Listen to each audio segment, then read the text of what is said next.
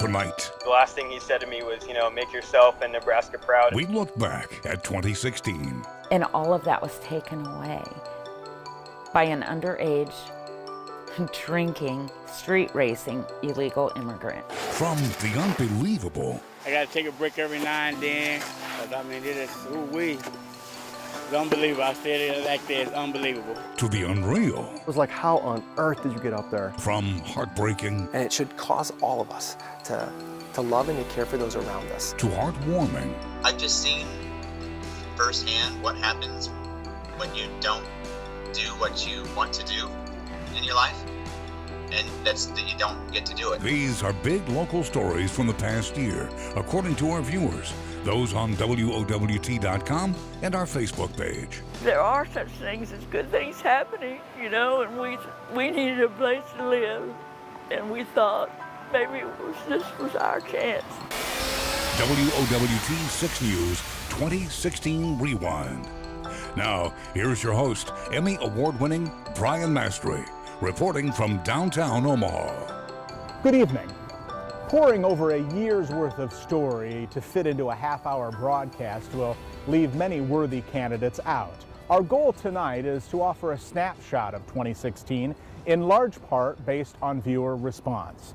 We begin tonight with a tragic story seen across the world. It was our most shared story.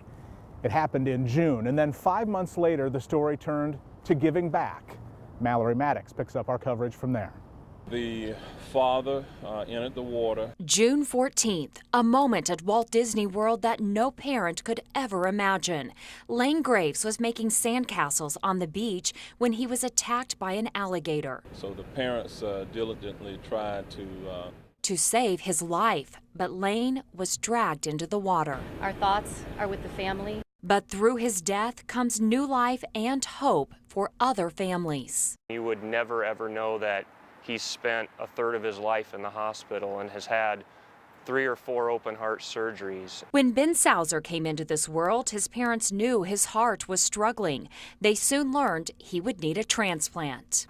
Those words were shocking. I remember going home and crying and crying and crying. They put him on the list and in June got the call. If it wasn't for Ben's donor family, he probably might not be here today. This is Ben today, a little boy who loves cars and giving fist bumps that explode. He now marches through life, no longer hooked to machines. I'm incredibly proud of him, yes. He's one of the bravest people I've ever met in my life. The Sausers are an example of families that will be helped through the Lane Thomas Foundation. The fact that they're able to take their own tragedy and turn it into something so amazing to help so many people is just incredible. I can't put it in words. Barb Reesner is the heart transplant coordinator at Children's. She says not only will the Lane Thomas Foundation provide financial assistance to families like the Sausers, the foundation will also help raise awareness. Hundreds of children die every year because there's not enough organs out there for them. Ben is one of the lucky ones. He carries around a heart he and his family pray for every night. It brings his mom, Jess, to tears. Just be a normal kid. Just grow and thrive, and most of all, I just always am hoping that he's just happy. I just want to be happy. A mission with a lot of heart from one 2-year-old gone too soon to another. The family of Lane Graves hopes the foundation will provide families with hope for years to come. The community has responded. On one weekend, close to $300,000 was raised for his memory. WOWT 6 News Rewind continues with another story that had global attention. In May, it was about a little girl and a carnival ride. I took these pictures after her surgery, and this is my Lulu. Lulu, it's the affectionate nickname family have for 11-year-old Elizabeth Gilreath, the girl with the long red hair. That is one of her favorite things. Yeah. She loves her hair. After sliding off a carnival ride seat, her hair was caught in the still spinning mechanism. It yanked her entire scalp off. It went on for 5 to 10 minutes, everybody told me, while it ripped and pulled my daughter around. Remarkably, Lulu left the hospital a month later. She's already endured a number of skin grafts and has a long road to recovery ahead. Her family is hoping to use this case to help make carnival rides safer. Sam's up there right now looking at us. In July, Sam Foltz, the senior punter for the Nebraska Huskers, died in a car crash in Wisconsin after attending a kicking camp. He was just so kind and humble. Tributes for the Big Ten Punter of the Year poured in throughout the season. Sam on three. 1, 2, 3, Sam! Honoring the Greeley, Nebraska native who is known for giving back. When it came time to punt the ball in the first game of the season, the team said, "We had to take a delay of game. Weren't able to get all 11 guys out to punt in time, missing one of them." Sam Foltz was 22. In January, the Old Market lost an institution to fire. The building on the corner of 11th and Howard, anchored by M's Pub. A ruptured natural gas line fed the fire. Lawsuits disputing who's to blame have been filed. This next story is one of those that still feels so unreal to a lot of viewers. In September, Omaha police arrested a 16-year-old accused of throwing her newborn from a second-floor apartment. She'd just given birth in her bedroom and thought the baby was dead. She has been charged as an adult. Nebraska voters in 2016 reversed what lawmakers did in 2015. On Election Day, Nebraskans overwhelmingly supported the death penalty. In 2017, lawmakers will try to figure out how to make the drug cocktail for lethal injection work. Nebraska hasn't executed anyone in 19 years. In 2016, the Henry Dorley Zoo and Aquarium unveiled their elephants. In June, the zoo started weekend shuttles to help alleviate congestion after 60,000 people visited over Memorial Day weekend. That's when Interstate 80 looked more like a parking lot. Coming up, one image from 2016 you don't see every day on live TV. I feel like right now this is my purpose. Bucket list for pets. We'll look back at their journey. Before taking Olivia home for the first time, she decided to pull one last shift. A fallen Omaha officer honored in our nation's capital. And just how did the Great Dane get up there? When this WOWT 6 News special of the big stories of the year continues.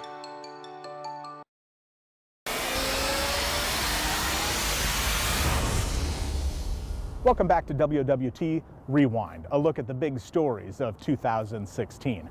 The weather in the Midwest is always unusual, and this year had its share of unusual moments. We lucked out big time having it right over Lake Manawa. In August, our Weather Authority team showed this rope tornado live over Council Bluffs. Thankfully, while impressive to see, the tornado turned out to be a weak one, and there was no damage. I thought winter was over. In May, a bizarre sight in northwest Omaha. That's not snow they're shoveling, but hail. It just sounded like somebody was throwing a million rocks at the windows. I can't wait to see how we top it in 2017. This next story was one of our top 6 stories on WOWT.com. It involves a dog and a bucket list. Imagine this drive down a lonely highway, nothing but blue waters surrounding you. Now, who do you imagine taking the drive with? All right, let's go. You ready? On a cross-country trip of a lifetime, Robert Kugler and his chocolate lab Bella.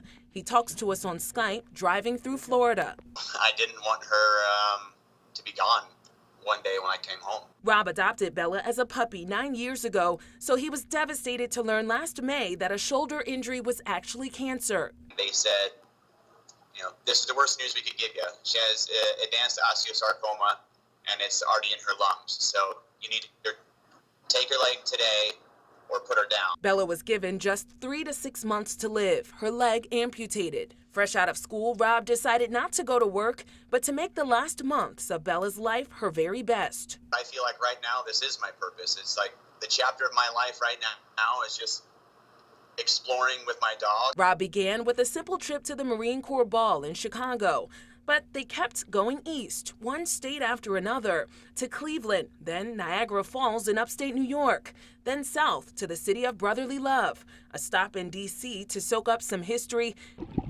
and south to soak up some sun, and even a little game of baseball at Turner Field.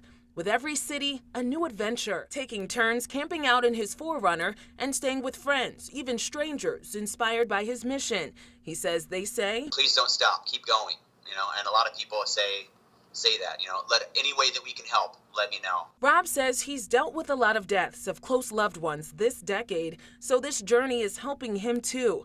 He hopes it might inspire others to dare to live. I've just seen firsthand what happens when you don't do what you want to do in your life, and that's that you don't get to do it. By the way, Bella was given at most 6 months. She's now at 14 months. Bella, it's over here. And not slowing down. Sadly, Bella died in late October. In a Facebook post, Rob said that he hopes that their journey will help others who are going through loss. We feel their hurt, and we want to be there for them. In October, a heartbreaking story in Weeping Water. Hundreds of people turned out as the Spear family was laid to rest together in a single casket. The 6 of them died in a fire at their home. It's almost surreal that all of this is happening to a kid from South Omaha. In November, for the first time, a native Nebraskan was elevated to the role of cardinal in the Roman Catholic Church. Cardinal Blaise Supich, who grew up at Omaha's Saints Peter and Paul, told me he was grateful for all the family and friends who came to see his big promotion at the Vatican. In 2016, the College World Series and the U.S. Olympic swim trials collided again for a couple of days. Omaha seems to be getting used to this every 4 years. The legend of Michael Phelps grew even more as he punched his ticket to Rio right here in the heartland. Still ahead, a spree killer and a suspected serial killer get their day in court. The couple drove this 94 Pathfinder. See why 6 on Your Side investigative reporter Mike McKnight's story brought in a flood of viewers wanting to help. You can just feel the excitement all around as we are live from the red carpet. And how the stars aligned with Nebraska when WOWT 2016 Rewind returns.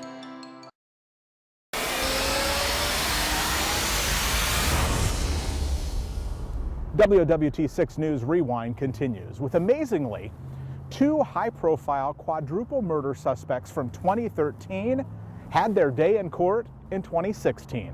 In October, a jury found Anthony Garcia guilty of 4 murders. The state built a case that Garcia sought revenge for getting kicked out of the Creighton University pathology program in 2001.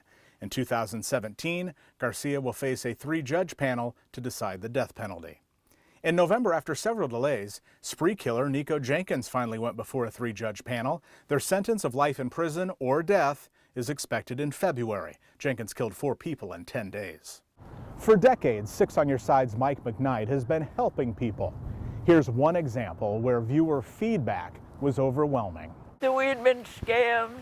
Believing they finally got a break in life, a Texas couple sits brokenhearted on the lawn of an Omaha business. When you're desperate, you overlook some things. Charlotte Ritchie and Ken Posey found an RV for sale on Craigslist. I was going to have a kitchen where I could cook again. Emails told them the female seller is military being deployed, and the RV belonged to a recently deceased husband. Reasons for a low price of $2,000. There are such things as good things happening, you know, and we needed a place to live, and we thought maybe this was our chance. Charlotte used cash cards to pay the online seller. Every dime we had. When told a shipper wanted more money, the couple decided to pick up the RV themselves. The couple drove this 94 Pathfinder, the only property they say they have to their name, all the way from Texas, 14 straight hours, hoping to find an RV here. The shipper lists an Omaha address, and a call to the business confirmed it. And what's your address, please? 3506 Keystone Drive. That's the location for Steve Westerfield's business, but he tells the couple there's no RV. His address is being misused to fool victims. And you're probably about the 15th person that we've heard from. I think you're only the second one that's come in, but it's the same deal. They're cloning ads and then they're using our address. The Humane Society offers to provide feed for the couple's dog. You can contact us if you need any food or anything. And Steve gives them cash to get by for a few days. I'll make sure you get this back. Well, no. I'm serious. You give it to somebody else. You help somebody else out. I'll do that too. I'm really sorry what happened to you. The Texas couple thought they'd leave Omaha in a home on wheels. Instead, they're staying for a while, hoping here their luck will change. After hearing Mike's story, Jess and Arian Anderson donated a used RV full of groceries. I'm very humbled by it all, but very appreciative. In September, UNO honored alum Marlon Briscoe as he prepared to be inducted into the College Football Hall of Fame. Briscoe was the first African American to start in the NFL in 1968. In December, Nebraska's #1 ranked volleyball team had hoped to repeat as national champions, but fell short. They lost to Texas in the Final Four. Creighton's volleyball team also lost to Texas, but it was their first ever appearance in the Elite Eight. What a start for the Creighton men's basketball team. They're unbeaten and ranked 9th as Big East Conference play begins. Husker football had a hot start, was back in the top 10 for the first time in 5 years, only to falter down the stretch. They play Tennessee in the Music City Bowl on Friday.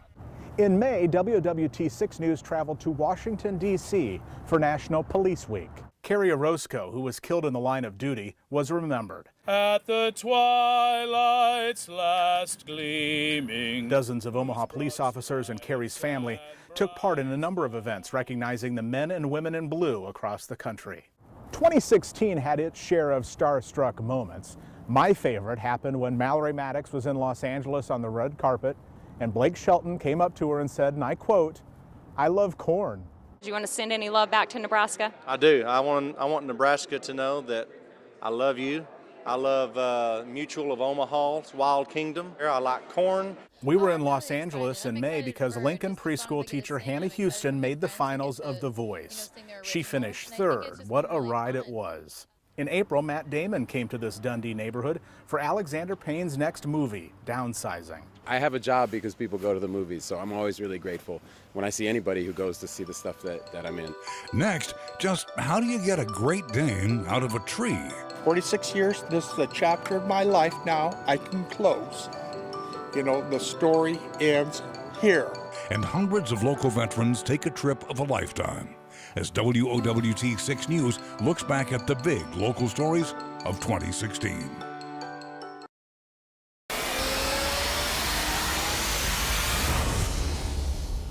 Nationally, 2016 will be known for electing a new president, Donald Trump. Thank you very much, Nebraska. And he came to the Metro on several occasions. At times, the parents of Sarah Root were with him. Sarah was killed in a car crash by a man prosecutors said was drunk and in the country illegally. He was released on bail and hasn't been seen since. Scott and Michelle Root are pushing for a new law to prevent their pain from happening to another family. And it rocked the windows, shook the curtains and everything. And we were just, the first question was like, what was it? In July, a deadly explosion in Benson. Omaha fire officials ruled it as accidental, saying that when tenants moved a dryer, a gas line was not shut off.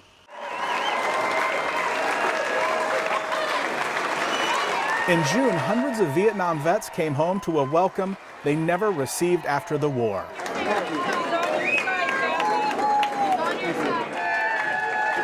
Thousands cheered for them at Epley Airfield after they returned from a day trip to the war memorials in our nation's capital. And we'll leave you tonight with a story about Cora and a big tree. The dispatch was like, wait a minute, you have a what in a tree? We want to know if they were messing with us. A Great Dane stuck in a tree. It was like, how on earth did you get up there? When Wes McGurk came home from dinner in the city, his not-so-tiny puppy was whimpering 20 feet up on a tree limb. We grabbed a ladder. I thought I could climb up there, but I can only get to the center. It was like, there's no way I'm passing that, so we called the fire department. We rolled in and we all looked out the driver's side window and went, yeah, there's a dog up that tree, and it's a big one. All 120 pounds of her. By this time, it was 10 p.m., and Cora was shivering cold. She stayed put. She was not going to move from that spot. When I even crawled up to her, she was not going to move from that spot. So I just kind of held on to her and calmed her down.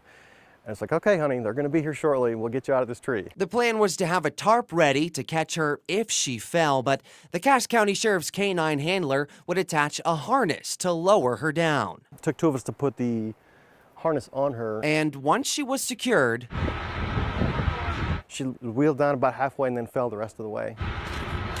Some of the harness stitching came loose, but that's what the tarp was for. We cushioned the fall pretty well.